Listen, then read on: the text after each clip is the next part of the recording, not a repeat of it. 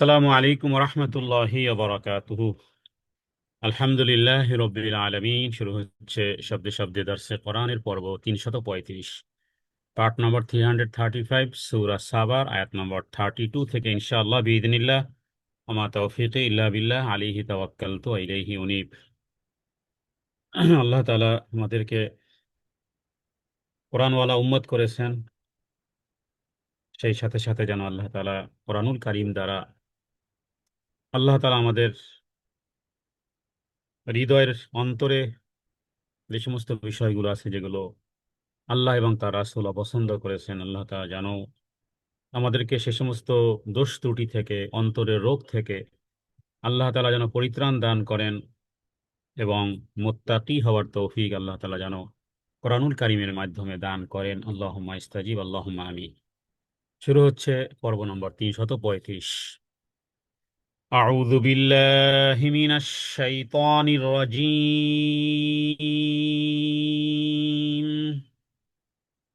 সূরা সাবা 22 নম্বর পারার 32 নম্বর আয়াত।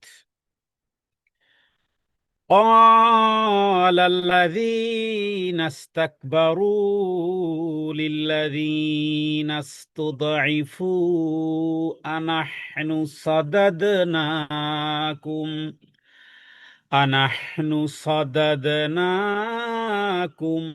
عن الهدى بعد إذ جاءكم بل كنتم মুজরিমিন।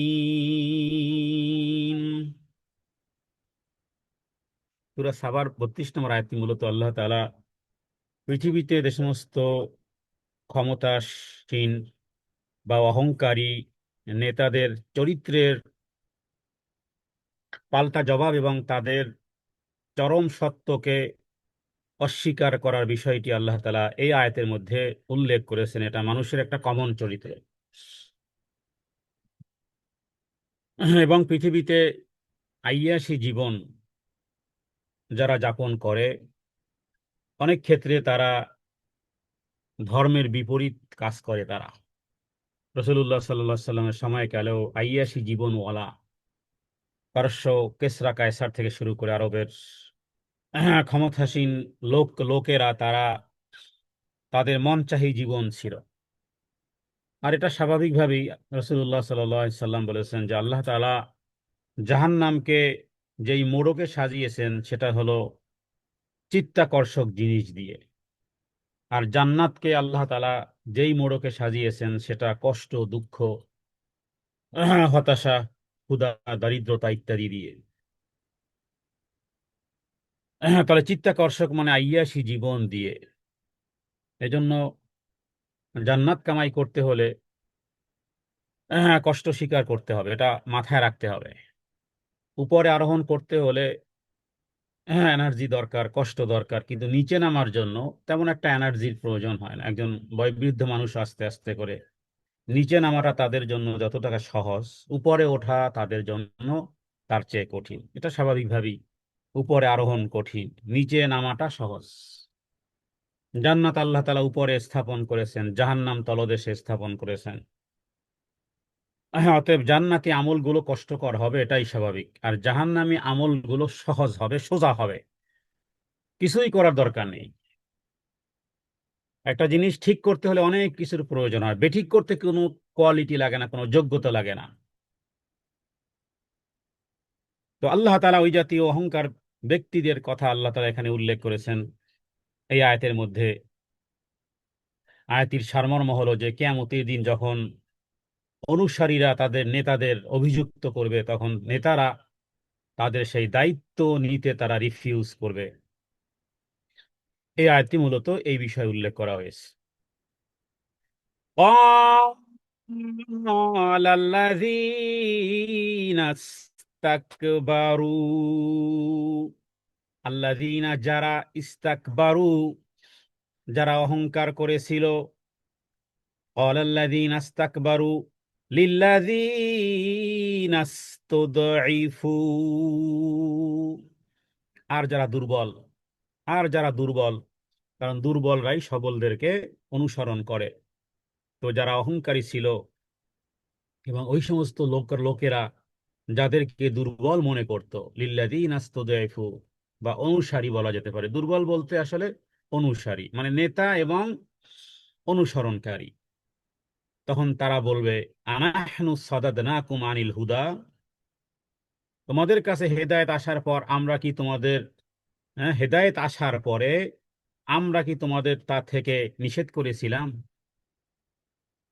আনাহনু সাদাদনাকুম, আনাহনু, কি সাদাদনাকুম মানে আমরা কি বাধা দিয়েছিলাম তোমাদেরকে হেদায়েত গ্রহণ করতে? তার মানে আমরা তো বাধা দেইনি।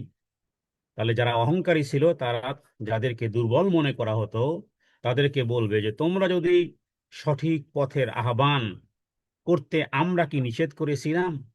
বরং আসলে বাল কুনতুম মুজরিমিন, আসলে তোমরাই অপরাধী। এই আয়াত থেকে অনেকগুলো বিষয় স্পষ্ট হয় যে আপনি যদি সত্য অনুসরণ না করেন, হ্যাঁ, সত্য অনুসরণ না করার কারণে যখন উভয়ে বিপদে পড়বে তখন একে অপরকে দোষারোপ করবে, এবং যে নেতা সে বলবে আমি তো তোমাকে অনুসরণ করতে বলিনি। এখানে অহংকার নেতারা বা জমিনের প্রতাপশালী ব্যক্তিবর্গরা, তারা তাদের অনুসারীদেরকে স্মরণ করিয়ে দিচ্ছে যে হেদায়েত গ্রহণ না করাটা, সঠিক পথে না চলাটা, এটা তোমাদের ব্যক্তিগত ডিসিশন ছিল, হ্যাঁ, আমরা তোমাদেরকে বাধ্য করিনি। এই আয়াত থেকে মানুষের, সে কার পিছনে চলবে, কোন নেতাকে মানবে, কাকে নেতৃত্ব স্থানে বসাবে, বা কার সাথে চলাফেরা করবে, কাকে বন্ধু নির্বাচন করবে, ইত্যাদি বিষয়ের একাধিক প্রশ্নের উত্তর আছে এই আয়াতের মধ্যে। রাসূলুল্লাহ সাল্লাল্লাহু আলাইহি ওয়াসাল্লাম বলেছেন যে যে সমস্ত বিষয়গুলো মানুষকে ধ্বংস করে, যেমন কৃপণতা, যে ব্যক্তি কৃপণতাকে মেনে নেয়, যে প্রবৃত্তিকে অনুসরণ করে, এবং মানুষের নিজের উপর নিজে মুগ্ধ হওয়া, এটাও এক ধরনের অহংকার। হ্যাঁ, তো এই বিষয়গুলো রাসূলুল্লাহ সাল্লাল্লাহু আলাইহি ওয়াসাল্লাম একজন ব্যক্তির ধ্বংসকারী জিনিস হিসেবে উল্লেখ করেছেন। এজন্য বন্ধু নির্বাচনে নবীজি স্পষ্ট করে বলেছেন, জাল মারউ আলা দীনি খালিলি ফালইয়ানজুর আহাদুকুম মান ইউখালিল, মানুষ তার বন্ধুর আদর্শের উপরে থাকে, মানুষ তার বন্ধুর আদর্শই গ্রহণ করে। অতএব সেই ক্ষেত্রে তোমাদের প্রত্যেকেরই দেখা উচিত যে সে কার সাথে ফ্রেন্ডশিপ করতেছে। আমাদের সমাজে বর্তমানে দুই ধরনের ফ্রেন্ডশিপ হয়, এক হলো ফিজিক্যাল প্র্যাকটিক্যাল কিছু ফ্রেন্ডশিপ হয়, আর কিছু অনলাইনে ফ্রেন্ডশিপ হয়। অনলাইনে হোক অথবা অফলাইনে হোক, যদি বন্ধু ধার্মিক ফ্রেন্ডশিপ না করতে পারি, আর তার লাইক আর তার কমেন্ট আর তার শেয়ার অথবা তার সাথে চলার কারণে যদি কোনো রকমের বিভ্রান্ত হয়, আর তার শাস্তি যেদিন কিয়ামতের দিন দেওয়া হবে, ঠিক এই কথোপকথনই শুরু হবে। এই কথোপকথনটাই, যেই কথোপকথনটা হবে সেটাই আল্লাহ তাআলা সূরা সাবার এই 32 নম্বর আয়াতে আল্লাহ উল্লেখ করে দিয়েছেন। স্বাভাবিকভাবে গবেষণায় দেখা যায় যে মানুষ যখন বিপদে পড়ে, মানুষ যখন, হ্যাঁ, মানে এটাকে বলা হয় অ্যাকাউন্টেবিলিটি শিফট, মানুষ বিপদে পড়লে তখন সত্য আড়াল করতে চায়। যখন মানুষ বিপদে পড়ে তখন সত্যকে আড়াল করতে চায়। নেতারা জানে যে তারা যেই প্ররোচনা দিয়েছিল দুনিয়াতে, বিচারের ভয়ে সেগুলোকে তারা অস্বীকার করতেছে। এই কারণে আল্লাহ তাআলা এই আয়াতগুলো কেন শুনিয়েছেন, এই আয়াতগুলো শুনিয়েছেন। আমি বহু পূর্বে সম্ভবত একটি কথা বলেছিলাম, যখন আমরা কোরআন কারীমের তর্জমা করব বা তর্জমা শুনবো, তাফসির করব বা তাফসির শুনবো, কোরআনুল কারীমের প্রত্যেকটা আয়াতকে মনে করতে হবে যে এটা আমার জন্য, এই আয়াত অমুকের জন্য, তমুকের জন্য, অমুক গোত্রের জন্য না, এই আয়াত আমার জন্য। যদি এটা বুঝতে পারি তাহলে 50% তাফসির বোঝা সহজ হবে। তাহলে এই আয়াতের সাথে আমার সম্পর্ক কি, যদি প্রশ্ন করি যে এই আয়াতের সাথে আমার সম্পর্ক কি, আপনার সম্পর্ক কি, তাহলে সেই ক্ষেত্রে এই আয়াত যেন বলতেছে এই আয়াতে তোমার সাথে আমার সম্পর্ক হলো এটা, যে সত্য যখন সামনে আসবে তখন কারো ভয়ে, কারো খাতিরে, কারো বন্ধুত্বের দাবিতে অথবা আত্মীয়তার সম্পর্কের কারণে ইত্যাদি কোনো কারণে যেন সত্যকে প্রত্যাখ্যান না করা হয়। হ্যাঁ, নিজের বুদ্ধিকে যেন কাজে লাগানো হয়। হ্যাঁ, সুতরাং কোনো ব্যক্তি বা নেতা, কোনো লিডার, সেটা রাজনৈতিক লিডার হোক, কারণ রাজনৈতিক ভাবেই মূলত আসলে দেখা যায় মানুষ অন্ধত্বের বেশি শিকার হয়। বাস নেতা যা বলবে তাই তার অনুসরণ করা হয়। হ্যাঁ, তো এটা এটা এক ধরনের অন্ধমোহ। এর পূর্বে আয়াতে আমরা এর পূর্বের যে পর্বটি ছিল সেখানে আমরা বলেছি যে এভাবে করে মানুষকে অন্ধ অনুসরণ আমাদেরকে জাহান্নামে নিয়ে যাবে, মনে রাখবেন। অন্ধ অনুসরণ করলেই আপনি বিভ্রান্তির পথে হাঁটবেন। সুতরাং কোনো বড় ব্যক্তি বা নেতার কোনো অবসেশন, কোনো অন্ধ মোহ অর্জন করা যাবে না, বরং বর্জন করতে হবে। ফেরাউন তার কওমকে কি বলেছিল? কোরআনুল কারীম আপনারা জানেন, আনা রব্বুকুমুল আলা, আমি শ্রেষ্ঠ, আমি বড়, আমি আমি অনেক কিছু। কিন্তু যখন লোহিত সাগরে, নীল দরিয়া যখন ডুবে মরার সময় এলো, ফেরাউন কাউকে হেল্প করতে পারেনি। কিয়ামতের দিন ঠিক এমন হবে, নেতারা অনুসারীদেরকে বলবে, তোমরা কেন আমাদেরকে মেনেছিলে? মুসা আলাহিসাল্লাম সাল্লাম তো সত্যই এনেছিলেন। আর এই জমানার লোকরা কি বলবে? বলবে যে ওলামায়ে কেরাম তো সত্যই বলেছিল, হ্যাঁ, নবীর ওয়ারিসরা তো সত্যই বলেছিল। যদি কোনো বন্ধু আপনাকে সিগারেট অফার করে, কথা বললাম যে বন্ধুত্বের কারণে অনেকে পান ধরে, সিগারেট ধরে, মদ ধরে, তারি ধরে, বিভিন্ন রকমের বদ অভ্যাসে। তো যদি কোনো বন্ধুর সাথে সংস্পর্শে থাকার কারণে অফার করে, আর ওই বন্ধু যদি সিগারেট পান করে, এরপরে যখন এই সিগারেট পান করতে করতে যখন যক্ষ্মা হবে, তখন ওই বন্ধুকে কিন্তু দোষ দিতে পারবে না, কারণ ধূমপান করা না করা এটা আপনার চয়েস ছিল। হ্যাঁ, তো এভাবে করে বহু উদাহরণ আমরা দিতে পারি যে সম্পর্কের কারণে অন্যায় করা হয়, এরপরে যখন গ্রেফতার হবে, তখন সে যদি বলে যে তার কারণে এটা হয়েছে, এটা হলো জাহান্নামী চরিত্রের একটা কথোপকথন, যে তার কারণে এটা হয়েছে। না, আপনার বিবেক, আপনার বুদ্ধি, আপনার জ্ঞান, আপনার গরিমা কোথায় ছিল?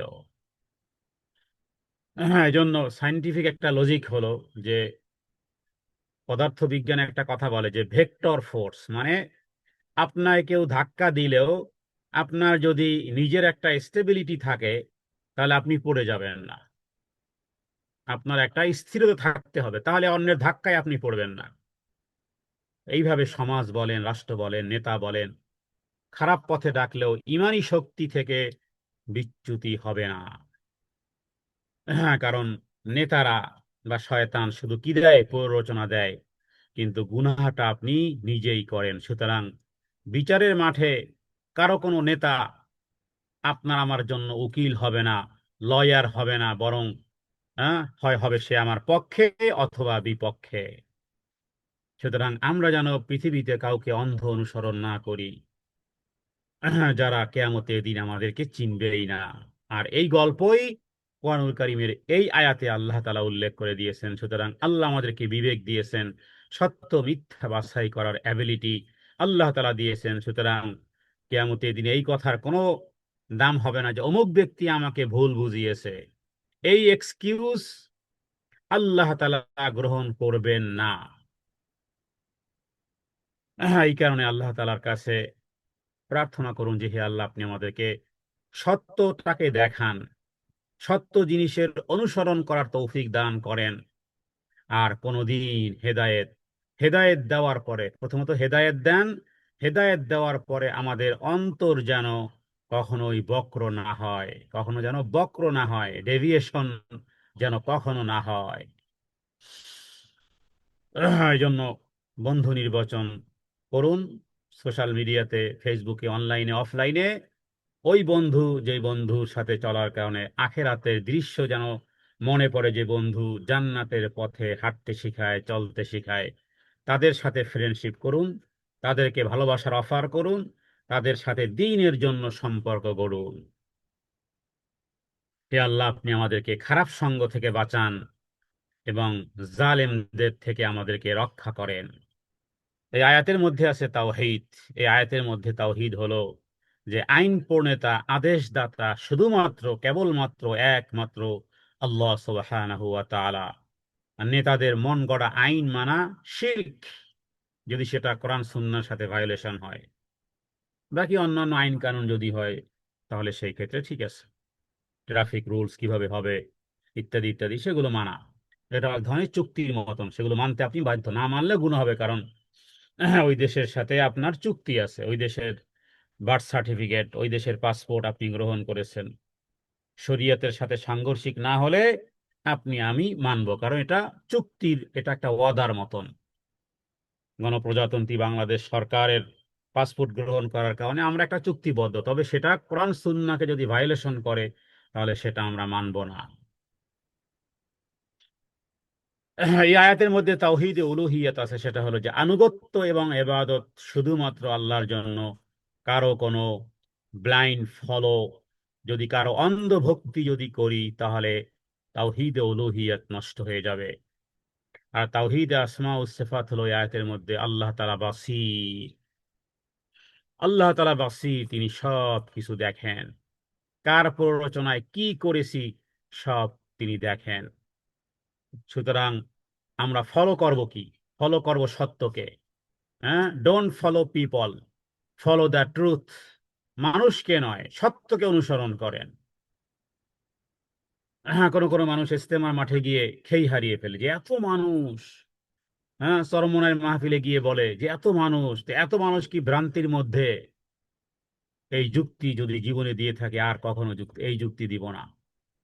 মেজরিটি মাইনরিটি এটা দেখার বিষয় নয়, এটা সত্যের মাপকাঠি নয়। আবারও বলি, কোন দলে মেজরিটি কোন দলে মাইনরিটি এটা দেখার বিষয় নয়।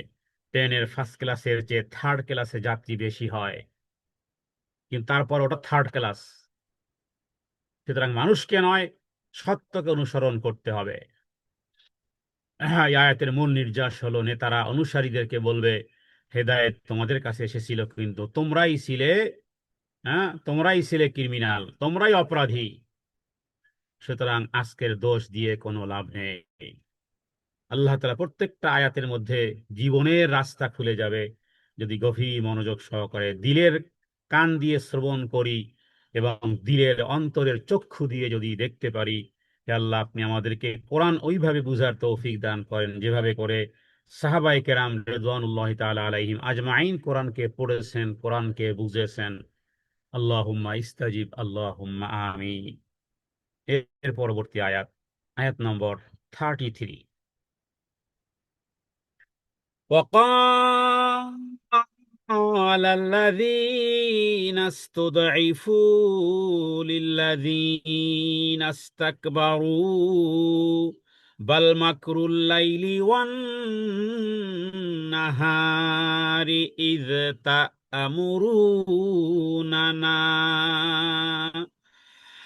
تأمروننا أن نكفر بالله ونجعل له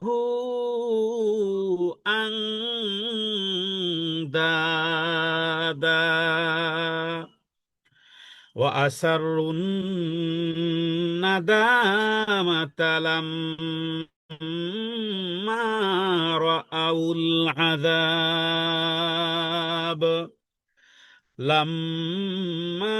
رأوا العذاب وجعلنا الأغلال في أعناق الذين كفروا هل يجزون إلا ما كانوا يعملون।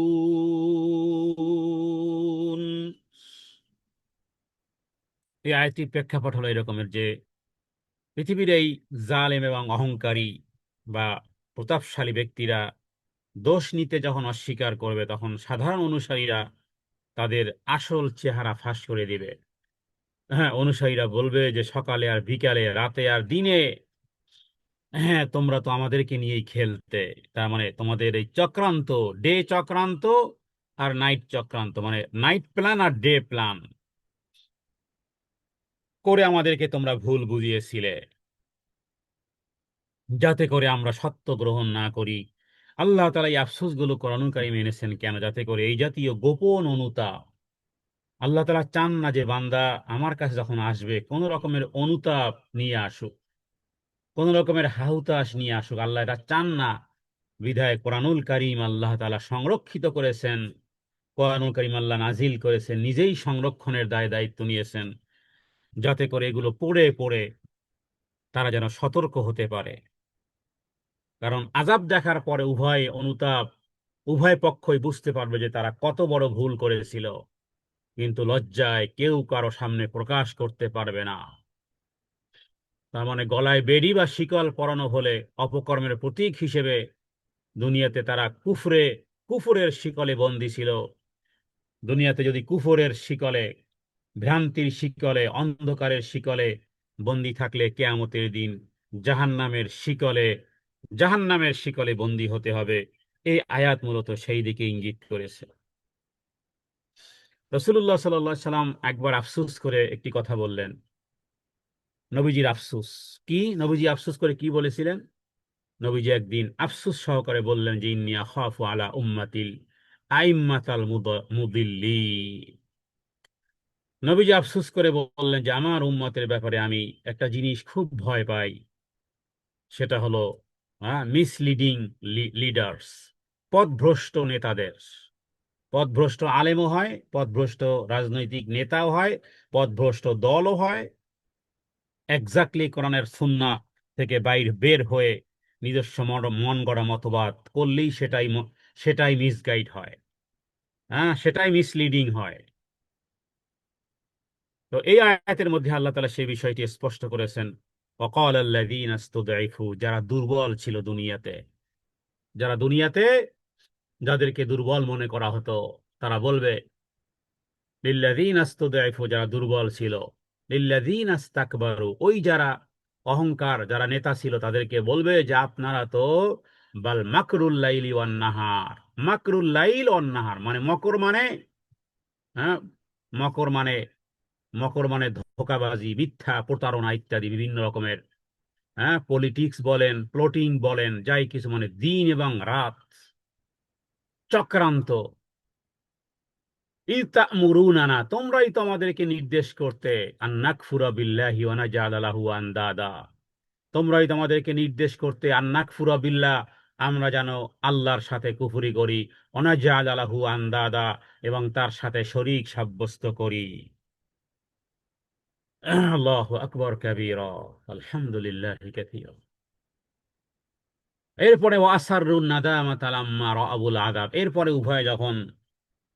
উভয় যখন শাস্তি দেখবে, নাদামা মানে এরপর তারা অনুতাপ করবে।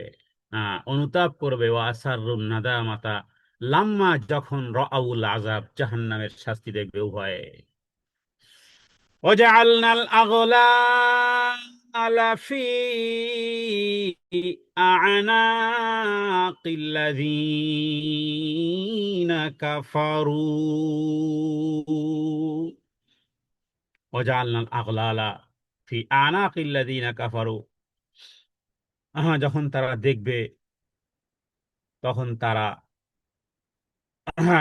অনুতাপ, আগলাল, অনুতাপ করবে তারা, হ্যাঁ, বা গোপন করতে চাইবে, আনাকিল্লাযীনা কাফারু, আল্লাহ তাআলা কাফেরদের গলাতে। আনাকিল্লাযীনা, আনাক মানে গলা, আল্লাহ তাআলা যখন এই কাফেরদের গলায় যখন বেড়ি পরিয়ে দিবেন, এই জাতীয় লোকদের গলায় বেড়ি, নেতা এবং অনুসরণকারী, কারণ উভয় একই অপরাধী, একে অপরকে অনুসরণ করেছে, উভয়ের গলায় আল্লাহ তাআলা কি করবেন? বেড়ি পরিয়ে দিবেন।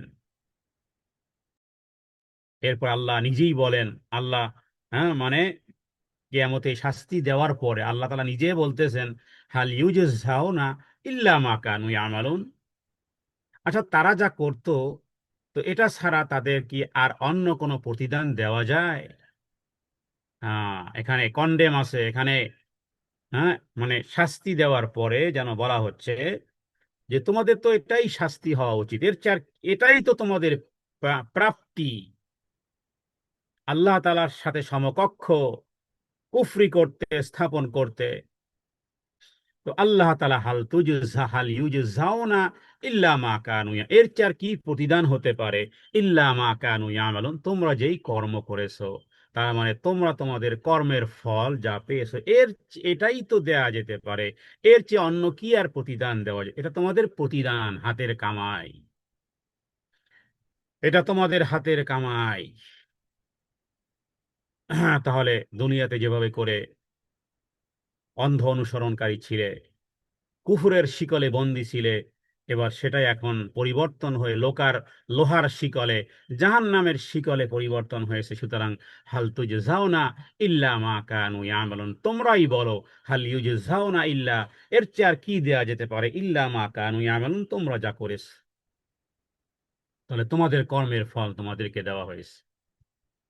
হ্যাঁ, তাহলে এই যে আয়াতগুলো আমরা শুনতেছি, যদি কেউ বলি যে সারা জীবন তো আসলে এই এই জাতীয় ভায়োলেশন আমাদের মাধ্যমে হয়ে গেছে, হতে পারে, অজ্ঞতার কারণে হতে পারে। এমন এক সোসাইটিতে আমরা বসবাস করি, হ্যাঁ, সমাজে চলতে হলে রাজনৈতিক সাপোর্টের প্রয়োজন হয়। যে দেশে, হ্যাঁ, গণতান্ত্রিক দেশে হাজারো সমস্যা আছে। তো এই জাতীয় অন্যায় কাজে যদি সহযোগিতা করা হয়, যাকে আপনি নেতৃত্বে বসিয়েছেন সে এখন চাঁদাবাজি করে, সে এখন লুটতরাজ করে, সে এখন মানুষের উপরে অত্যাচার করে, তাহলে এর এর অংশ আপনি পাবেন না? তো আপনাকে যদি বলা হয় হাল ইউজাউনা ইল্লা মা কানু ইয়ামালুন, তুমিই তো বলো, তোমারই তো এটা হাতের কামাই, এখন পরিত্রাণের রাস্তা কি আসলে? যেহেতু তাফসীরের মাহফিলে আমরা বসেছি, প্রত্যেকটা জায়গাতে যেখানে অসুবিধা মনে হবে ওখান থেকে পরিত্রাণের উপায় কি? ইসলামে পরিত্রাণের উপায় একেবারে সোজা। ইসলামে পরিত্রাণের উপায় ভুল হয়ে গেছে, সারাটা জীবন অন্যায় সাপোর্ট করা হয়েছে, অন্যায়কে সমর্থন দেওয়া হয়েছে, জীবনে অন্যায় হয়ে গেছে। পরিত্রাণ পাওয়ার রাস্তা সোজা। রাসূলুল্লাহ সাল্লাল্লাহু আলাইহি ওয়াসাল্লাম তিনি বলেন, আন্নাদামু তাওবাহ।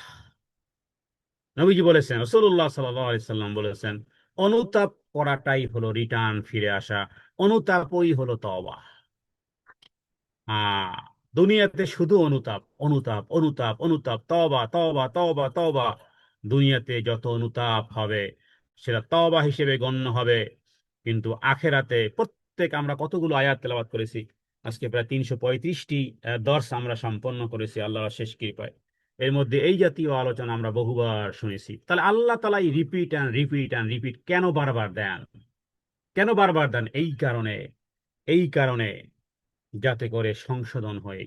ভুল হয়ে গেছে, ওকে সরি, ওকে আস্তাগফিরুল্লাহ, ওকে রব্বিগফির ওয়া তুব আলাইহি, ওকে যেটা হয়ে গেছে আর ওটা করব না, আন্নাদামু তাওবা। রাসূলুল্লাহ সাল্লাল্লাহু আলাইহি ওয়াসাল্লাম বলেছেন, দুনিয়ার অনুতাপই হলো তওবা। তাহলে অনুতাপ, যেটা ভুল হয়ে গেছে, ভুল করেছে আর করব না, বাস।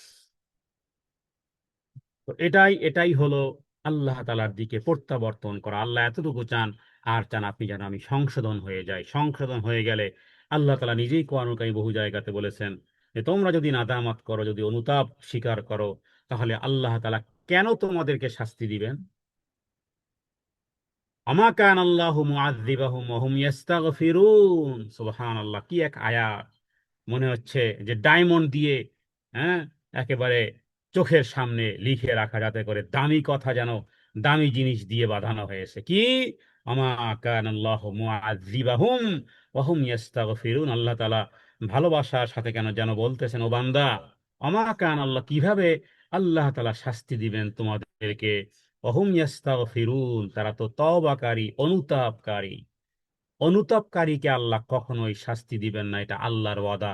কোরআনুল কারিমে এই আয়াত আছে, আমা কান আল্লাহু মুআযযিবাহুম ওয়া হুম ইস্তাগফিরুন।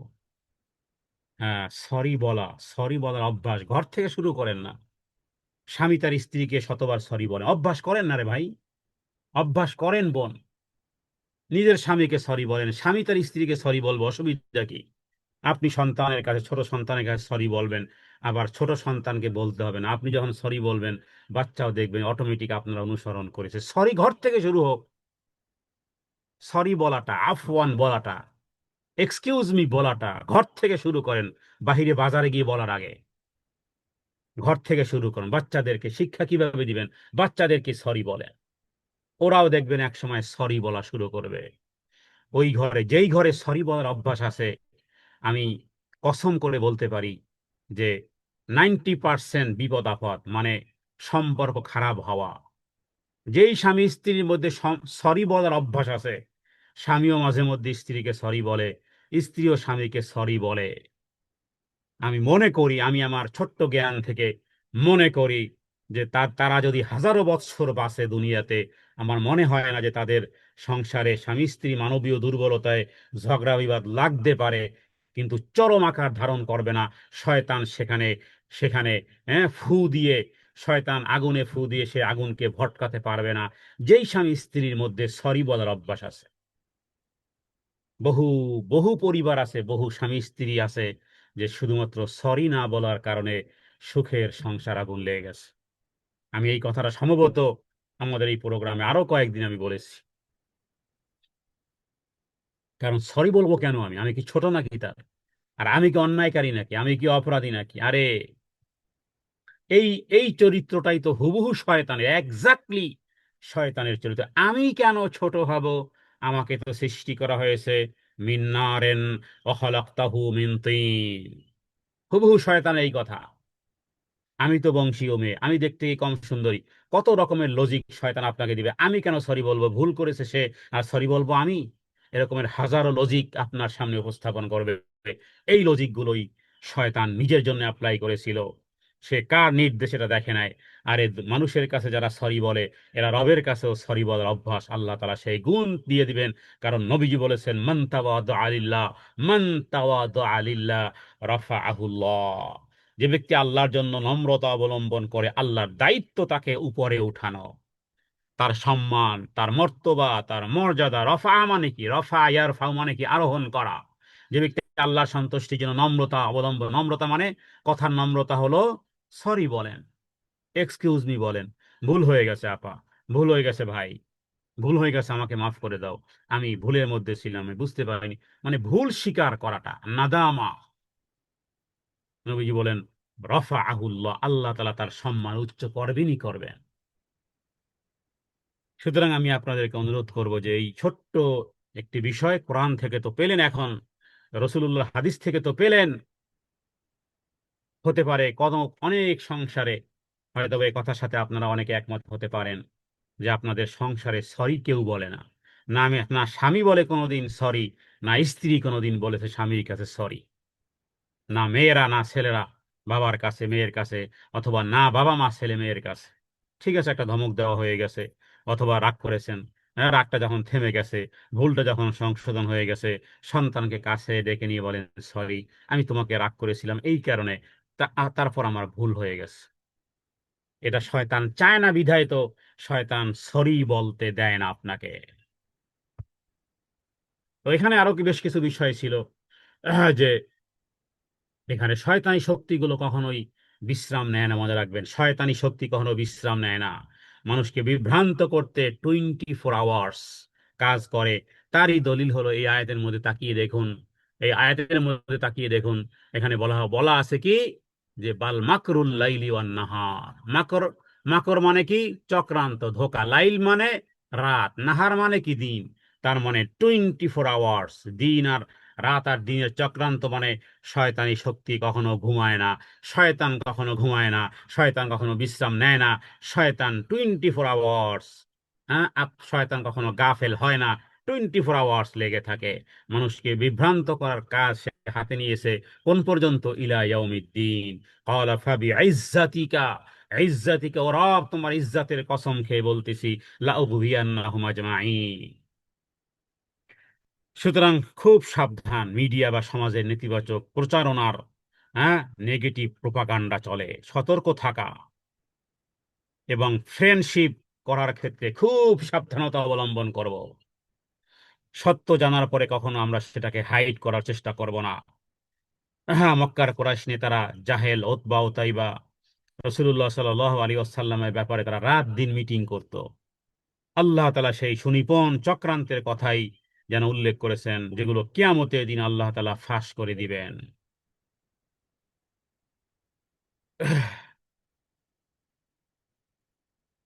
অতএব এখানে বাল মাকরুল লাইলি ওয়ান নাহারকে আমরা এই 2026 সালে এসে বলবো যে বর্তমান সময়ে মিডিয়া সন্ত্রাস, হলুদ সাংবাদিকতা, ওই ডেইলি স্টার আর প্রথম আলোর চরিত্রের অভিনয়, গোটা মিডিয়া, বর্তমান যুগে ফেক নিউজ, ভুল সংবাদ, হ্যাঁ, এগুলো হলো ওই বাল মাকরুল লাইলি ওয়ান নাহার। মাকরুল লাইলি ওয়ান নাহার মানে কি? রাত দিনের চক্রান্ত। ঠিক এই প্রসেসটি নির্দেশ করে বর্তমানে টেকনোলজির যুগে ফেক নিউজ, পোর্টাল সংবাদ, ভুল সংবাদ একইভাবে কাজ করে।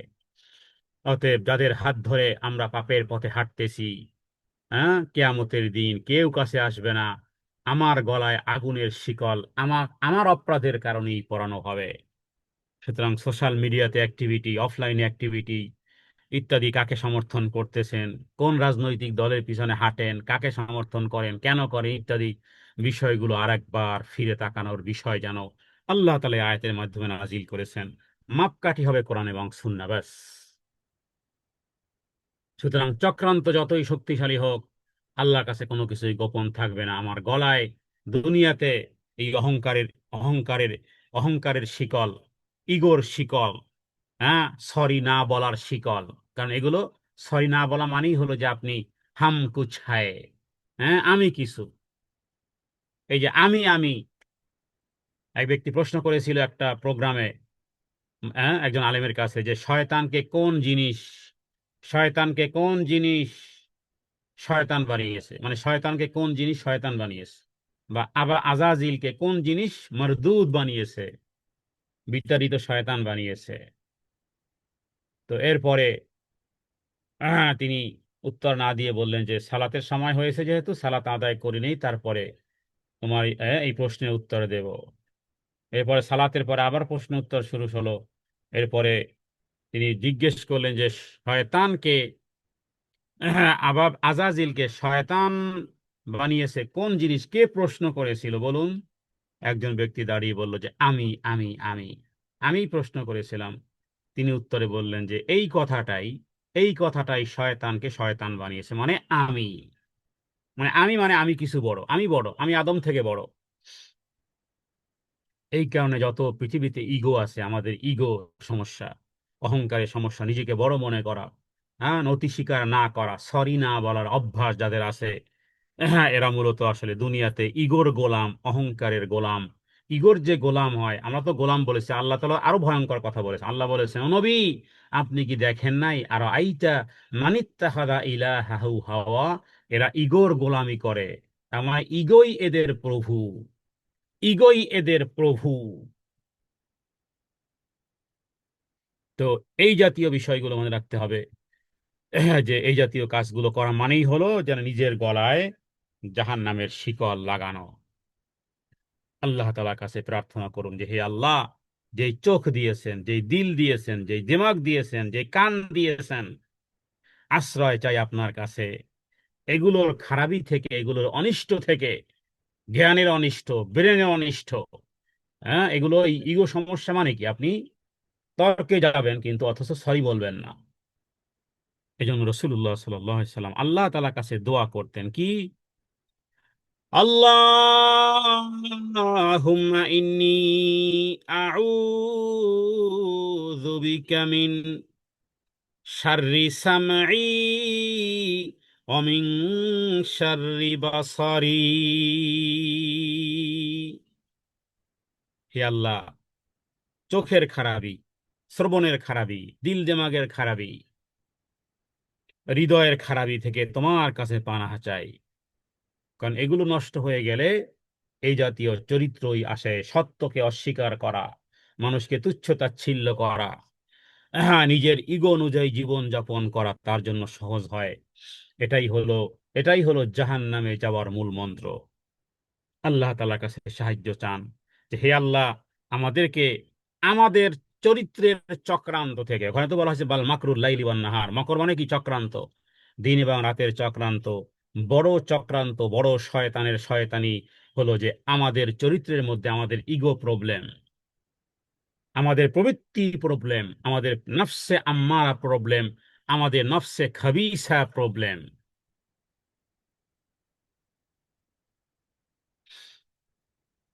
তো এ সমস্ত বিষয়গুলো, এটা আমাদের নিজেদের মধ্যেই আছে।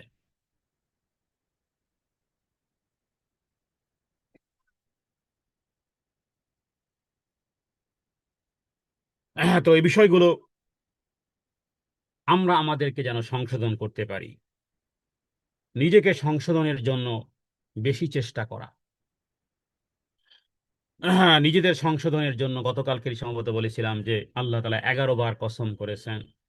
এরপরে আল্লাহ তাআলা 11টা কসমের পরে বলেছেন যে নিজেকে সংশোধন করতে পেরেছে কদ আফলাহা মান যাক্কাহা। সেই সফল কাম যে নিজেকে সংশোধন করতে পেরেছে।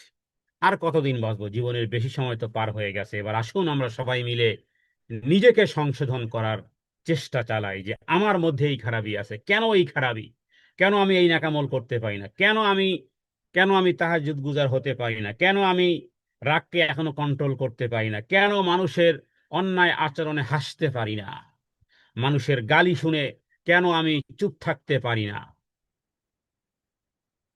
এভাবে করে নিজেকে সংশোধনের চেষ্টা আমরা করি। চেষ্টা যখন করা হবে, রবের কাছে যখন দোয়া করা হবে, তখন আল্লাহ তাআলা অবশ্যই তিনি তৌফিক এনায়েত করবেন। ইসমে আজমের মাধ্যমে রবের কাছে প্রার্থনা করেন, হে আল্লাহ, তোমার তোমার ইসমে আজম নামের মাধ্যমে তোমার কাছে সাহায্য প্রার্থনা করি। একটি ছোট্ট দোয়ার কথা আমি বেশ কিছুদিন পূর্বে বলেছিলাম, যে এই দোয়াটা রাসূলুল্লাহ সাল্লাল্লাহু আলাইহি ওয়াসাল্লাম করতেন। ছোট্ট একটা দোয়া, ইসমে আজম আছে, দুটি নাম আছে ওই ওখানের মধ্যে। ইয়া হাইয়ু ইয়া কাইয়ুম বিরহমাতিকা আস্তাগীথ। আজকের থেকে লিখে রাখবেন, প্রত্যেক ফরজ সালাতের শেষে সালাম ফিরানোর আগেই দোয়া পড়বেন। কারণ যেহেতু ওখানে ওখানে স্পেস আছে, ওখানে অ্যালাউড আছে, যেহেতু আপনি যত দোয়া হাদিসে বর্ণিত, যত দোয়া জানেন, কোরআনে বর্ণিত যত দোয়া জানেন, শেষ বৈঠকে সালাম ফিরানোর আগে করেন। রাসূলুল্লাহ সাল্লাল্লাহু আলাইহি ওয়াসাল্লাম বলেছেন যে দুরূদ পড়ার পরে, তাশাহুদ দুরূদ পড়ার পরে, এরপরে তোমার যত খুশি তত তুমি চাও। সালাতের পরে হাত উঠিয়ে চাওয়া, হ্যাঁ, না চেয়ে বরং সালাতের মধ্যেই চান, যেটাই চাইবেন সেটাই রেকর্ড হয়ে থাকবে। সালাত মানেই হলো রবের সাথে মোনাজাত, কথোপকথন করা। তাহলে প্রত্যেক ফরজ সালাতের শেষ বৈঠকে কয়েকটা জিনিসকে বাধ্যতামূলক করে নেন। এক হলো, হ্যাঁ, নিজের জন্য, নিজের পিতা মাতার জন্য দোয়া করুন, এবং গোটা মুসলিম উম্মার জন্য দোয়া করুন। এরকমের বহু আয়াত আছে, আপনারা সেগুলো মুখস্থ করে নেবেন। হ্যাঁ, রব্বানা ফিরলি বলেন, ওয়ালি ওয়ালিদাইয়া বলেন, ওয়াল মুমিনিনা ইয়াওমা ইয়াকুমুল হিসাব। তাহলে কি হলো, ওই নামাজ সাধারণ কোন নামাজের মতো হলো না। ওই নামাজটা হলো এরকমের যে এই পরিমাণ আপনি সওয়াব পেয়েছেন এ ওয়ালিল মুমিনিনা ওয়াল মুমিনাত বলার কারণে। আদম আলাইহিস সালাতু ওয়াস সালাম থেকে শুরু করে কিয়ামত পর্যন্ত যত মুমিনি মুমিনাত পৃথিবী থেকে বিদায় নিয়ে কবরে শুয়ে আছে, সে যেই দেশি হোক না কেন, যেই ন্যাশনালিটি হোক না কেন, ওই পরিমাণ নেক আমল আল্লাহ তাআলা আপনার আমল নামাতে লিখে দিবেন, শুধু ওয়ালিল মুমিনিনা ওয়াল মুমিনাত যোগ করার কারণে। দ্বিতীয় দোয়া করবেন, রব্বির হামহুমা কামা রব্বায়ানি সাগীরা। তৃতীয় দোয়া করবেন যে আল্লাহ, দুনিয়ার সৌন্দর্য চাই, পরকালের সৌন্দর্য চাই, রব্বানা আতিনা ফিদ দুনিয়া হাসানা ফিল আখিরাতি হাসানা ওয়া কিনা আযাবান নার। এরপরে এই ইসমে আজমের মাধ্যমে যেন পুরোটাকেই কভার করে ফেললেন, ইয়া হাইয়ু ইয়া কাইয়ুম বিরহমাতিকা আস্তাগীথ। হে চিরঞ্জীব, হে চিরস্থায়ী আল্লাহ, আপনার রহমতের মাধ্যমে আমি আপনার কাছে সর্ব বিষয়ে সাহায্য চাই। এভরিথিং, এ টু জেড, সব বিষয়ে সাহায্য চাই। বিরহমাতিকা আস্তাগীথ। তো এই যে তিন চারটা দোয়া কথা বললাম, কয় মিনিট লাগলো? 1 মিনিট। 1 মিনিট, মাত্র 1 মিনিট যদি বৃদ্ধি করেন শেষ বৈঠকে। হ্যাঁ, এরপরে আরো অনেক কত দোয়া আছে। হে আল্লাহ, আল্লাহুম্মা ইন্নী আসআলুকা হুসনুল খাতেমা। হে আল্লাহ, মরতে তো হবেই, যেদিন জন্মগ্রহণ করেছি, জন্মগ্রহণ করা মানেই হলো মৃত্যুবরণ করতেই হবে, টুডে আর টুমরো। তার মানে সেই মৃত্যুরা যেন হুসনুল খাতেমা হয়, হুসনুল খাতেমা যেন হয়। আল্লাহ তাআলার কাছে এইভাবে করে আমরা সামান্য সময়ের মধ্যেও অনেক বড় বড় বিষয় আমরা আল্লাহর কাছে চাইতে পারি। এই আয়াতের মধ্যে তাওহীদের রুবুবিয়্যাত আছে, তার মানে হলো যে সার্বভৌমত্ব কেবল আল্লাহ তাআলার। নেতারা যখন কোন ইবাদতে পার্টনার করতে বলে, তখন আল্লাহর রুবুবিয়্যাতকেই মূলত আসলে তারা চ্যালেঞ্জ করে। সুতরাং ছুড়ে ফেলে দেন ওই জাতীয়, মানুষের মন গড়া নীতিমালা, যেগুলো কোরআন সুন্নাহকে ব্যাহত করে।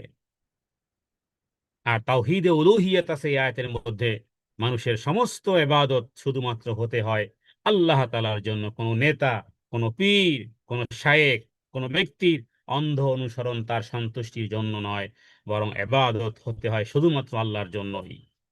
এটা তাওহীদ উলুহিয়্যাত। আর তাওহীদ আসমা ও সিফাত হলো যে আল্লাহ তাআলা এখানে শ্রেষ্ঠ কৌশলী বলেছেন। এখানে শ্রেষ্ঠ কৌশলী আল্লাহ বলেছেন যে তোমাদের রাত দিনের কৌশল, মানুষের সমস্ত চক্রান্ত তার জ্ঞানের বাইরে নয়। সুতরাং কাউকে আপনি অন্ধকার পথে বন্দী, কাউকে ওই ডার্কনেসের ভিতরে বা কারো অন্ধ অনুসরণ, কাউকে আপনার অন্ধকার পথে বন্দী নিজেও হওয়া যাবে না, অন্য কাউকে বন্দীও করা যাবে না। মানুষের এই কুচক্রান্ত থেকে বাঁচতে হলে আল্লাহ নির্দেশ মানতে হবে। আখেরাতের অনুতাপ যদি থাকে হৃদয়ে, তাহলে আপনার মুখ দিয়ে তওবা বের হবে। কিয়ামতের দিন স্বামী স্ত্রীর ঝগড়ার ব্যাপারে যদি আল্লাহ কিয়ামতের দিন স্বামীর কাছ থেকে আপনি সরি বলবেন নাকি ন্যাকামল দিবেন, যদি এই প্রশ্ন করা হয়, এই প্রশ্ন তাদেরকে করা যায়, ওই স্টুডেন্টদেরকে করা যায় যারা পরকালে বিশ্বাসী। পরকালে বিশ্বাসী একজন স্টুডেন্টকে জিজ্ঞেস করা যায় যে আপা বলেন, দুনিয়াতে ন্যাকামল দিবেন না দুনিয়াতে সরি বলবেন? অনায়াসে বলবে যে কিয়ামতের দিন ন্যাকামল দেওয়ার চেয়ে দুনিয়াতে সরি সরি বলাটা তো উত্তম। হ্যাঁ, কিয়ামতের দিন ন্যাকামল দিয়ে দিতে হবে। তো এর চেয়ে ন্যাকামল কেন কেন দিতে যাব? এর চেয়ে দুনিয়াতে সরি বলেন, তার কাছে ক্ষমা চান, আর অন্ধ অনুসরণ করিয়েন না। বাস এই দুটি জিনিস, এই দুটি আয়াত থেকে আমরা এখান থেকে পেলাম। আল্লাহ নির্দেশ মানতে হবে। আখেরাতের অনুতাপ যদি থাকে তাহলেই আমাদের জন্য তওবা করাটা সহজ হয়ে যাবে। আল্লাহ তাআলার কাছে প্রার্থনা করি দিলের হৃদয়ের অন্তরের স্থল থেকে, হে আল্লাহ, আমরা যারা বলতেছি, আমরা যারা শুনতে, সত্যিকার অর্থে খালেস তওবা, তাওবাতুন নাসুহা, একনিষ্ঠ তওবা, যেই তওবার মাধ্যমে তুমি এত খুশি হবে যে আমাদের জীবনের সমস্ত গুনাহগুলো তুমি নেকের দ্বারা পরিবর্তন করে দিবে। আল্লাহ ওই তওবা করার তৌফিক দান করো। হে আল্লাহ, ওই তওবা আপনি আমাদেরকে করার তৌফিক দান করেন। আল্লাহুম্মা নাজ্জিনা মিন মাকরিল মাকিরিনা ওয়ালা তাজআল ফি আনাকিনা আগলালাল মুজরিমিন। আল্লাহ, যাদের কথা শুনলাম এতক্ষণ, ওদের দলভুক্ত করিয়েন না। আল্লাহুম্মা লা তাজআলনা, হে আল্লাহ, তাদের দলভুক্ত করিয়েন না, বরং দলভুক্ত যাদের করবেন আল্লাহ, বারবার তো বলি, তিন শ্রেণী, চার শ্রেণীর মধ্যে দলভুক্ত করিয়েন। এক শ্রেণী তো হওয়া যাবে না, নবিয়্যিন, সিদ্দিকিন, শুহাদা, সালেহিন, এই চার শ্রেণীর কাতারে।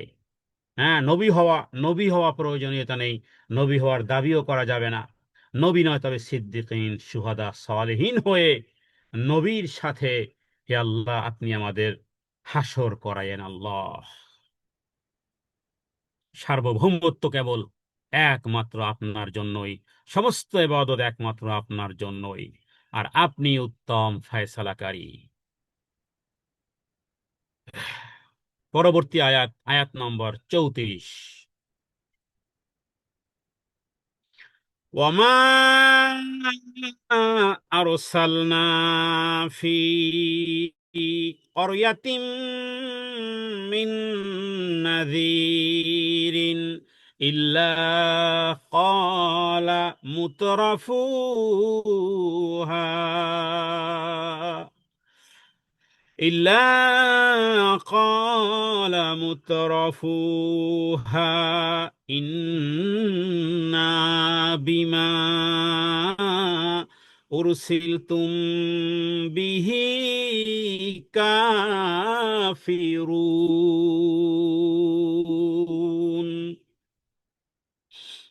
সূরা 34, সূরা সাবার এই 34 নম্বর আয়াতে আল্লাহ তাআলা সমাজের বিত্তশালী, বিত্তবান, প্রভাবশালী ব্যক্তিদের এই মনস্তাত্ত্বিক ব্যাধি এবং সত্যের প্রতি তাদের অবজ্ঞার যে মূল কারণ, আল্লাহ তাআলা সেটা উল্লেখ করেছেন যে আল্লাহ বলে, ওমা আরসালনা ফি ক্বরয়াতিম মিন নাযীরিন ইল্লা ক্বালা মুতরাফুহা, যখনই কোনো জনপদে, ওমা আরসালনা ফি ক্বরয়াতিন, যখনই কোনো জনপদে হ্যাঁ, আমি প্রেরণ করি নাজির, সতর্ককারী যখন প্রেরণ করি, ওয়ার্নার। আল্লাহ তাআলা কিয়ামত পর্যন্ত নবী আসবে না, তবে ওয়ার্নার আসবে, ওয়ার্নার যারা সতর্ক করবেন। তখন ওই কি করে, ইল্লা ক্বালা মুতরাফুহা, যারা বিত্তবান, তারা তারা কি করে, ইল্লা ক্বালা মুতরাফুহা ইন্না বিমা উরসিলতুম বিহি কাফিরুন। হ্যাঁ, তাহলে তারা কি করে, এই সবার আগে বিত্তশালীরাই সেটাকে ডিনাই করে।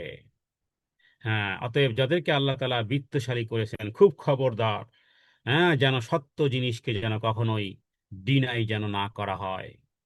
তাহলে সম্পদশালী বিলাসপ্রিয় লোকগুলো তারা কি করে, তারা নবী এবং রাসূলদের পয়গাম সম্পর্কে তারা অস্বীকার করে, যেন শুনেও না শোনে। হ্যাঁ, তো এই আয়াতের মধ্যে আল্লাহ তাআলা একটা ইতিহাসের এক ধ্রুব সত্য, যে কিয়ামতের আগ মুহূর্ত পর্যন্ত সত্য জিনিসের দাওয়াতকে সমাজের প্রভাবশালী ধনীরা, হ্যাঁ, সবচেয়ে বেশি অনীহা প্রকাশ করে। এখানে মুতরফুন মানে কি, বিলাসিতা, ইল্লা মুতরফুহা, মুতরফুহা মানে যারা বিলাসী, দুনিয়ার জীবনে যারা ভোগ বিলাসী, যারা, মানে এর দ্বারা বোঝানো হয় অতিরিক্ত সম্পদ এবং আভিজাত্য যারা মগ্ন আছে, এরাই মূলত মুতরফুন। এরা হলো বিলাসী। তারা সত্য মেনে নিলে তাদের সামাজিক নেতৃত্ব বা লিডারশিপ, নষ্ট হয়ে যায়। ছোট ছোট বাচ্চারা লিপস্টিক দেওয়ার পরে, হ্যাঁ, একটা কথা বলতে গেলে বলে যে লিপস্টিক নষ্ট হয়ে যাবে, ঠিক সেই রকমের মেকআপ নষ্ট হয়ে যাবে। আল্লাহ মাফ করো, কোনো নারী যদি মনে করে যে অজু করতে গেলে মেকআপ নষ্ট হয়ে যাবে, এই জন্য অজু করে না, ওই বাসায় গিয়ে সালাত আদায় করবে, তাহলে এরা হলো মুতরফুহা। এদের নাম কি, নিজেকে মুতরফ বানাইয়েন না। ওই লিপস্টিককে আর ওই মেকআপকে, হ্যাঁ, ওই চেহারা পানি দিয়ে ধুয়ে বলেন যে বিদায় দিলাম, আমি মুতরফুহা নয়। মুতরফুহা, এটা ধ্রুব সত্য। সত্য জিনিস পালন করার ক্ষেত্রে সবচেয়ে গড়িমসি ওরাই করে। তাহলে ওই যে ওই লোকদের মধ্যে যেন ওই প্রভাবশালী, ধনীরা, হ্যাঁ, মধ্যে ওই ব্যক্তিও শামিল, যে ব্যক্তি আল্লাহর বিধানকে প্রায়োরিটি দেয় নাই, তাহলে মুতরফুহা হবে। এরা হলো মুতরফুহা। তার মানে ধর্ম পালনকে, সালাদকে এখন তুচ্ছ মনে হচ্ছে, আমার চেহারার মেকআপ নষ্ট হয়ে যাবে, অতএব সালাদটা ক্ষীণ, সালাদটা ছোট, সালাদটা ক্ষুদ্র, কারণ এখানে তারা ফেরেশতারা বাঁশ দিয়ে লাঠি দিয়ে পেটাচ্ছে না, এই জন্য সালাদকে ডিলে করবে, তবু চেহারার মেকআপ মুছতে রাজি না। আমি রাস্তাটা উদাহরণ দিলাম, হঠাৎ করে মনে আসলো।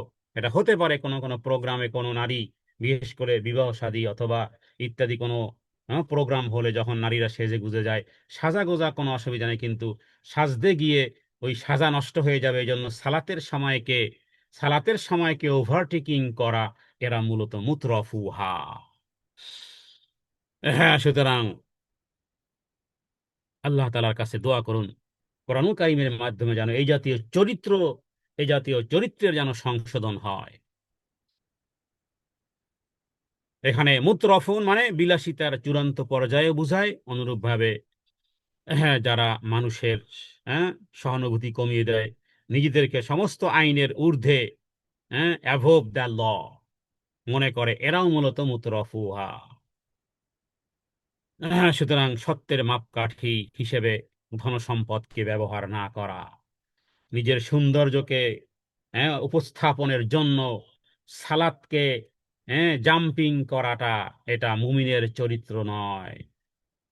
সুতরাং এক প্লেট বিরিয়ানি খেতে গিয়ে যে জোহর আর আসর আর মাগরিব আর একটু হাসি খুশি, হ্যাঁ, করতে গিয়ে আপনি যে সালাত হারিয়েছেন, হ্যাঁ, জীবনের বহুত বড় জিনিস নষ্ট করেছেন। আভিজাত্যের মোহে পড়ে হক জিনিসকে ছোট করে দেখেছেন, নিজে বিলাসী হয়ে, দিনদার দরিদ্র ব্যক্তিদেরকে ছোট করেছেন, অথবা, কোরআন সুন্নাহ অনুযায়ী, সময়ের দাবি অনুযায়ী পালন করতে পারেন নাই, নিজেকে ধিক্কার দিন, নিজেকে তিরস্কার করুন। আর ভবিষ্যতে যদি এরকমের কোনো চ্যালেঞ্জের মোকাবিলা করতে হয়, ওই চ্যালেঞ্জকে মোকাবিলা যেন করতে পারেন, সেই দৃঢ়তা, সেই মনোমানসিকতা, সেই তওবা, সেই নাদামা আজকের এই প্রোগ্রামে এখনই করুন। আশা করা যায় যে আল্লাহ তাআলা পূর্বের এই ভায়োলেশনকে ইনশাআল্লাহ আল্লাহ মাফ করে দিবেন ইনশাআল্লাহ। অনুরূপভাবে ওলামায়ে কেরামগণ এই মুত্রফুহার বিভিন্ন রকমের তর্জমা করেছেন। তো কেউ যদি কোনো দামি ব্র্যান্ডের পোশাক না পরে সমাজে, তাহলে অনেকে তাকে তার সঠিক কথাটাকে গুরুত্ব দেয় না। এটাও মূলত মূত্রফুহার, মানে মানুষ কেন্দ্রিক। তার যাবতীয় সাজগোজ, তার যাবতীয় পোশাক পরিচ্ছদ, এমনি আল্লাহ তাআলা সুন্দর, আল্লাহ সুন্দরকে পছন্দ করেন, কিন্তু তার বেশভূষা, তার যাবতীয় পা থেকে শুরু করে মাথা পর্যন্ত যা কিছু শরীরে আছে, তার গাড়ি, তার বাড়ি, তার দোকানপাট, তার স্টাইল, তার চেহারার স্টাইল, কাপড়ের স্টাইল ইত্যাদি সবকিছু মানুষের জন্য। বহু ব্যক্তিবর্গকে আমি আমার একজন দূর সম্পর্কে আত্মীয় দেখেছি। তিনি একটা স্কুলের হেডমাস্টার ছিলেন। তো যখন তিনি স্কুলে যেতেন, কি সুন্দর কোট, টাই, প্যান্ট, জুতো সবকিছু পালিশ করে। একদিন দেখলাম যে তার মাথার টুপি আর জায়নামাজ, নাউজুবিল্লাহ, টুপিটা যে কত বৎসর ধোয় না আল্লাহই জানে। এত নোংরা টুপি, জায়নামাজ একটা এত পুরানো। আল্লাহু আকবার কাবীরা। কি জবাব দিবে এরা? হ্যাঁ সালাতের সালাতের জন্য যে মাথায় টুপিটা ব্যবহার করা হয়, টুপি কতটা জরুরি আমি সে মাসালার দিকে যাচ্ছি না, মানে যেটা দিয়ে আমরা ধর্মকর্ম পালন করি, যদি বলা হয় যে আপনার আমার ভাই বোন বা আমরা মসজিদে যখন যাই তখন কেমন ড্রেসে যাই, আচ্ছা পার্টিতে গেলে কেমন ড্রেসে যাই, মার্কেটে গেলে কেমন ড্রেসে যাই, কেমন ড্রেস কোড আমরা ব্যবহার করি বিবাহ শাদীতে, পার্টিতে, মার্কেটে, মঞ্চে অথবা বিভিন্ন প্রোগ্রামে, কিন্তু ওই ব্যক্তিকে যদি বলা হয় যে আপনি সালাতে কেমন ড্রেস ব্যবহার করেন, হ্যাঁ ফলাফল কেউ পাবো? সব সব ফেল ডিভিশন। কারো তো সালাতি হয় না, অনেকের এমন ড্রেস সালাতি হয় না। তো এখানে মূলত আসলে এক সাইন্টিফিক লজিক দিয়ে আমরা বুঝাতে চাই যে মানুষ যখন একটা আইয়েসি জীবন অভ্যস্ত হয়ে যায়, তখন তার বিশ্বাসের বিপরীত কোনো সত্য এলেও সেটাকে সে ডিনাই করে। কারণ সেই সত্য গ্রহণ করলে তার আইয়েসি জীবন দ্বারা তার লাইফ স্টাইল ঝুঁকিতে পড়ে। আমি আবারও বলতেছি এই কথাটা। হ্যাঁ, এটাকে মানে মানুষ যখন একটা আইয়াসী জীবন অভ্যস্ত হয়ে যায়, তখন তার বিশ্বাসের বিপরীতে সত্য জিনিস আসলেও সে প্রথমে এটাকে ডিনাই করবে। কারণ সত্য ওই জিনিসকে যদি গ্রহণ করা হয়, তাহলে তার এই যে একটা লাইফ স্টাইল আছে, সে একটা লাইফ স্টাইল, একটা একটা আইয়াসী লাইফ স্টাইল, একটা আয়েসি জীবনধারা, এটা ক্ষুণ্ণ হবে। আল্লাহু আকবার কাবীরা। সুতরাং আপনি কত দেখতে সুন্দরী, আপনার শরীরে কত দামি জামা কাপড় স্টাইল আছে, হ্যাঁ এটা দিয়ে রবের সন্নিকটে পৌঁছা সম্ভবপর নয়। এটা জান্নাতেরও টিকিট নয়। বরং আপনার হৃদয়ে কতটা স্পষ্ট, হৃদয়ে কতটা সত্য গ্রহণ করেছে, হৃদয়ে কি আছে। দুনিয়া যদি গোল্লায় যায় তো যাক, পরকাল আমার ঠিক থাকুক। প্রোগ্রামে আমাকে কে কি বলুক আর না বলুক, কত ব্যক্তিবর্গ, কত ওলামায়ে কেরাম আছেন যে ফ্লাইটের টাইমকেও তারা অবজ্ঞা করেছেন, বলেছেন ফ্লাইট যায় যাক, আগে সালাত আদায় করে নেই। তো এই রকমের ব্যক্তিবর্গ যারা সবার আগে আখেরাতকে প্রায়োরিটি দিয়েছেন, শরিয়ত কি বলে, বিশেষ করে বিবাহ সাহিত্যে ফ্রি মিক্সিং খবরদার। তাতে যদি ওই বরপক্ষের কোন লোক, কনে পক্ষের কোন লোক কে কি বললো না বললো, দুলাভাই রাগ করলো কিনা, মেয়ের দুলাভাই, ছেলের দুলাভাই ফোসফোস করলো কিনা, দেখার টাইম নাই ইমানদারদের কাছে। শরিয়তের ভায়োলেশন যেখানে, সেখানেই স্টপ হয়ে যাবে। সালাতের সময় সব বন্ধ, সবাই সালাত আদায় করো।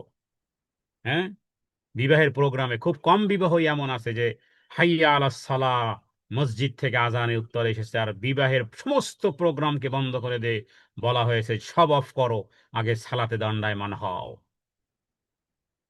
এগুলো আমরা করব না, কে করবে বলুন? আমরা যদি এগুলো না করি, কে করবে? আমরা যদি না জাগি তাহলে কে জাগবে বলেন? হ্যাঁ, আমরা যদি না জাগি, কেমনে সকাল হবে? তোমার ছেলে জাগলেই মাগো রাত পোহাবে তবে।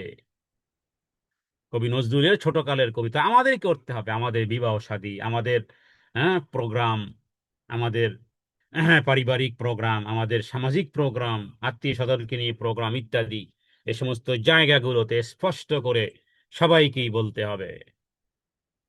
প্রোগ্রামে যদি দাওয়াতে কার্ড ছাপানো হয়, কখনো কি লিখতে পারবেন আপনারা? কারণ অনেকে আছেন হয়তো বা বিবাহ শাদীতে বসবেন বা করবেন, বা ছেলে মেয়েদেরকে বিবাহ শাদী দিবেন, বা নাতি নাত করে বলেন যে কার্ডের মধ্যে লিখে দাও, কোনো রকমের গিফট গ্রহণ করা হবে না। লিখে দেন সবাই, যারাই আসবেন, কোনো এমন কোনো এমন কোনো পোশাক পরিচ্ছদে আসবেন না যেটা শরীয়ত সমর্থন করে না, বাস এতটুকুই লিখে দেন।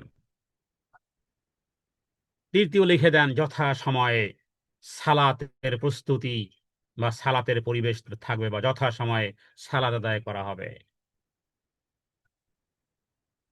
দেখবেন যে হ্যাঁ সোজা হয়ে গেছে। তো যাই হোক, সত্য গ্রহণের সত্য গ্রহণের ক্ষেত্রে সবচেয়ে বড় বিষয় হলো যে আভিজাত্য বা মেজরিটি কোনো প্রমাণ নয়। সম্পদ আল্লাহ তাআলার দান, কিন্তু সেই সম্পদ যখন সত্যের পথে ব্যারিয়ার হয়, আপনার প্রোগ্রাম যখন সত্যের ব্যারিয়ার হয়, আপনার বিবাহ শাদী যখন সত্যের সালাতের ব্যারিয়ার হয়, তখন সেটা বিবাহ শাদী নয়, তখন সেটা হাসি খুশি আনন্দ ঘন মুহূর্ত নয়, এটা অভিশাপে পরিণত হয়।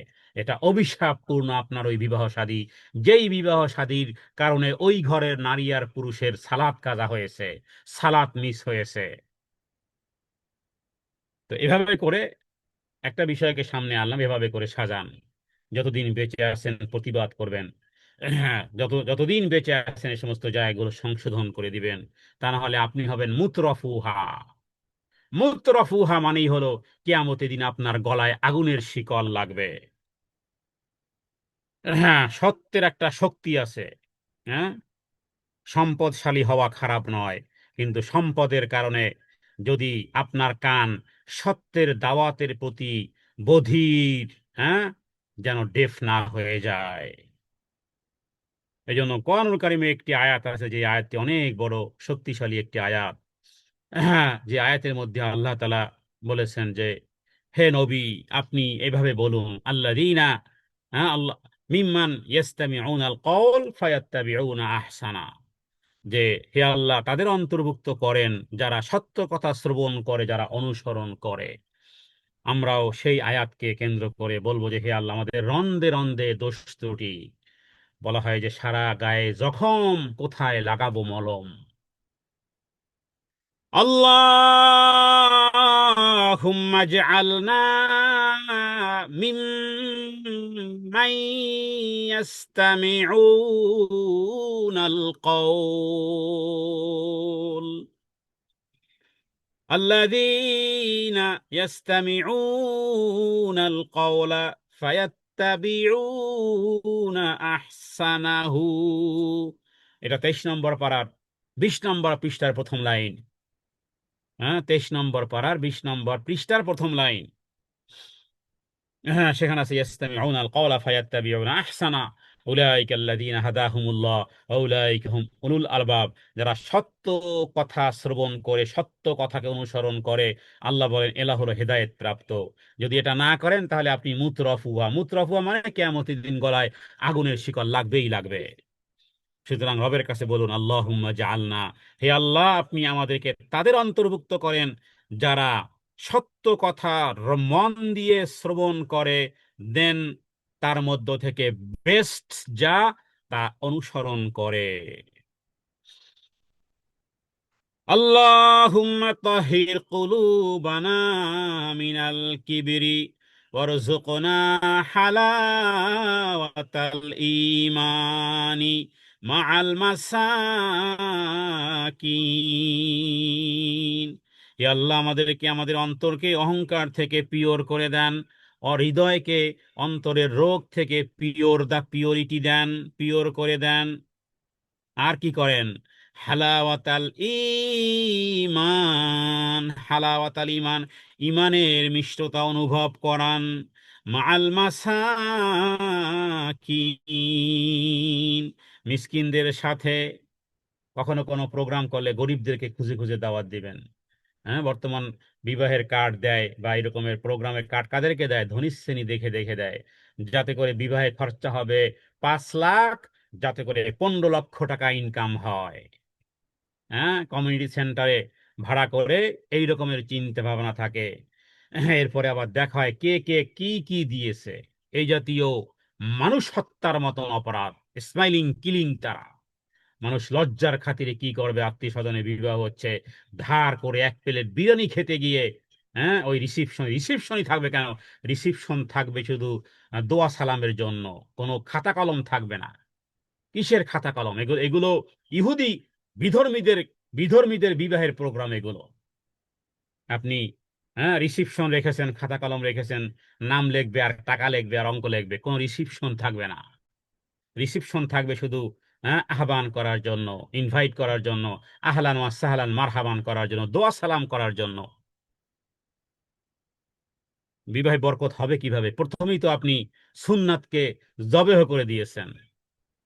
সুন্নাতকে, একটা বিবাহ শাদীতে হাজার লক্ষ ভায়োলেশন। সুতরাং আল্লাহর সুন্নাতকে, নবীর সুন্নাতকে, আল্লাহর রীতিনীতিকে, নবীর রীতিনীতিকে গলা টিপে হত্যা করবেন। আর সুখ শান্তির জন্য হুজুরকে দিয়ে দোয়া করাবেন, যে হুজুর দোয়া করেন যেন আলিয়ার ফাতেমার মতন যেন সুখের সংসার হয়। হুম। একদিকে লাঠি দিয়ে বলবেন যে আপা সরি, কারো কান টেনে থাপ্পড় দিয়ে বলবেন যে সরি। এটা এটা স্ববিরোধী কিনা? সালাত আদায় করার আগে তো সুন্নাত তরিকা সালাত আদায়ের মাসআলা আলেমদেরকে জিজ্ঞেস করেন। বিবাহের সময় মাথা এত খারাপ হয় কেন? কারণ হিন্দুয়ানি বিবাহ না হলে মনে মজা লাগে না, ঢাকঢোল না পিটালে, ফ্রি মিক্সিং না হলে মজা লাগে না। এই কারণে তো এই কারণে বিবাহ বিবাহ সুন্নাত তরিকায় কি হয়, এই বিষয়ে কেউ প্রশ্ন করে না। তো সমস্ত সম্পদ আল্লাহর পক্ষ থেকে, মনে এটা রিজিক। আর মুত্রাফুনরা মনে করে সম্পদ তাদের নিজস্ব যোগ্যতার ফল। হুম। এটা আমার যোগ্যতার ফল, এটাই হলো মুতরফুয়া। সুতরাং আমার আমার অর্থ, আমার টাকা পয়সা, আমার আমার ধন সম্পদ আমি যেমন খুশি তেমন ব্যবহার করব। এরা কারা? এরা হলো মুতরফুন, এরা হলো মুতরফুন, এরা হলো মুতরফুন। মুতরফুনদের জন্য এই আয়াতের মধ্যে আল্লাহ কি বলেছেন? জাহান্নামীদেরকে শিকল যখন পড়াবেন, এরপরে আল্লাহ কন্ডেম করে বলবেন, হাল হাল ইউজুজাউনা ইল্লা মা কানু ইয়ামালুন। বলো তোমাদের এর চেয়ে আর প্রতিদান কি হতে পারে? তার মানে জাহান্নামের শিকল গলায় পড়ানোই হলো তোমার প্রতিফল আর প্রতিদান। সুতরাং মনে রাখতে হবে, success is not measured by wealth, হ্যাঁ, বাট বাই ট্রুথ। সাফল্য সম্পদ দিয়ে মাপা হয় না, বরং সত্য দিয়ে মাপা হয়। সমাজের ধনী এবং বিলাসী মানুষগুলোই মূলত, হ্যাঁ, হ্যাঁ, ওই ক্লাসের হয়ে থাকে। ঐতিহাসিকভাবে সত্যের পথে তারা বড় বাধা। তারা আভিজাত্যের দোহাই দিয়ে দাওয়াতকে, সত্যকে প্রত্যাখ্যান করে। আল্লাহ তাআলার কাছে প্রার্থনা করেন, হে আল্লাহ, যতটুকু সম্পদ দিয়েছেন এটা আপনার দেওয়া রিজিক, এই রিজিকের যেন সঠিক ব্যবহার করতে পারি। কখনো এই রকমের প্রোগ্রামের মুখোমুখি হলে যেন সত্য থেকে বিচ্যুতি না হই। হে আল্লাহ, আপনি আমাদেরকে সঠিক কথা বুঝা, সে অনুযায়ী আমল করার তৌফিক দান করেন। আল্লাহুম্মা আরিনাল হাক্কা হাক্কা, আল্লাহুম্মা আরিনাল হাক্কা হাক্কা। হে আল্লাহ, সত্যকে দেখা, সত্যকে বুঝা, সত্যকে রিয়ালাইজ করা, রাত এবং দিন রাত এবং দিন যেন সত্যকে অনুসরণ করতে পারি। হে আল্লাহ, এই তৌফিক আপনি আমাদেরকে দান করেন। اللهم نجنا من سوء الصحبة واحفظنا من الظالمين. ربنا لا تزغ قلوبنا بعد إذ هديتنا وهب لنا من لدنك رحمة إنك أنت الوهاب. اللهم أرنا الحق حقا وارزقنا اتباعا يا حي يا قيوم برحمتك أستغيث. أصلح لنا شأننا ولا تكلنا إلى أنفسنا طرفة عين. اللهم نجنا من مكر الماكرين ولا تجعل في أعناقنا أغلال المجرمين يا رب العالمين، يا ذا الجلال والإكرام، يا ذا الجلال والإكرام. ইয়া হাইয়্যু ইয়া কাইয়্যুম বিরহমাতিকা আস্তাগীথ রব্বানা তাকাব্বাল মিন্না ইন্নাকা আনতাস সামিউল আলিম ওয়া তুব আলাইনা ইন্নাকা আনতাত তাওয়াবুর রহিম আল্লাহুম্মা ইন্না নাসআলুকাল হুদা ওয়াত তুকা ওয়াল আফাফা ওয়াল গিনা আল্লাহুম্মা তাহহির কুলুবানা মিনান নিফাক ওয়া আমালিনা মিনার রিয়া ওয়া লিসানিনা মিনাল কিযব ওয়া আইনিনা মিনাল খিয়ানা ফাইন্নাকা তা'লামু খাইনাতাল আ'য়ুনি ওয়া মা তুখফিস সুদূর ওয়া সাল্লাল্লাহু আলা সাইয়্যিদিনা মুহাম্মাদিন নবিয়্যিল উম্মি ওয়া আলিহি ওয়া সাল্লাম তাসলিমান কাসীরান কাসীরান কাসীরা ওয়া মা আলাইনা ইল্লাল বালাগ সুবহানা রাব্বিকা রাব্বিল ইজ্জাতি আম্মা ইয়াসিফুন ওয়া সালামুন আলাল মুরসালিন ওয়ালহামদুলিল্লাহি রাব্বিল আলামিন ওয়া জাআলা আখিরা কালামিনা ইনদাল মাউতি কালিমাতান তাইয়্যিবাতান লা ইলাহা ইল্লাল্লাহ সুবহানাকাল্লাহুম্মা বিহামদিকা আশহাদু আল লা ইলাহা ইল্লা আনতা আস্তাগফিরুকা ওয়া আতুবু ইলাইক আসসালামু আলাইকুম ওয়া রাহমাতুল্লাহি ওয়া বারাকাতুহু।